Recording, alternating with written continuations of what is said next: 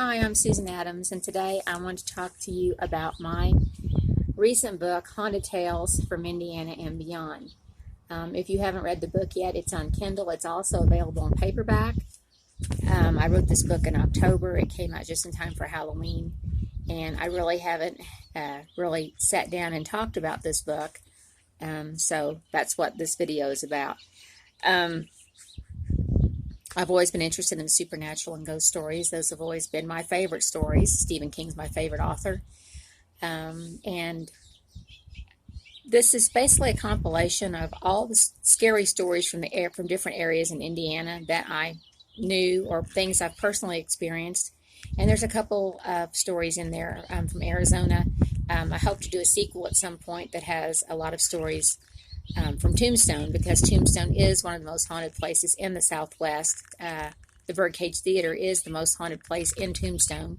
So there's lots of stories there, and I hope to get those and eventually do a sequel to this. But as I said before, these stories are most from Indiana, and these are things that I've experienced or local legends that I have heard my whole life. A lot of these are places that I've lived, and you're going to say, well, how does the ghost just follow you around? I don't know how this happens, but at least three of the places that I've lived in have been haunted, which at the time was kind of terrifying at times, but looking back now, it was also kind of cool. It's just, these experiences that I've had are factual experiences. I know that a lot of people say, oh, ghosts don't exist or supernatural. That's not true. Paranormal, whatever. But it is, because these things I have seen, I have witnessed for myself. There is something out there. There is something to these places that I visited or that I've lived in. So I hope that you will take the time to read this. I've tried to include pictures wherever I could.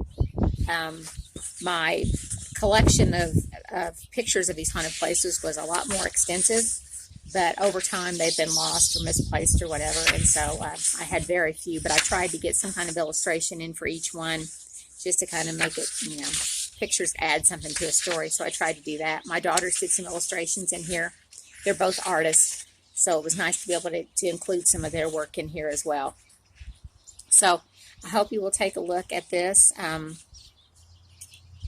book, and I hope you will leave a review, because reviews help out so much. If you love it, tell me why you love it. If you hate it, tell me why you hate it, but tell me something, because that helps me as a writer to know what I'm doing right and what I'm doing wrong. And if you don't get the reviews, then you don't get that feedback, and then you just kind of keep going down the same path, and that might not be the direction that you need to be going.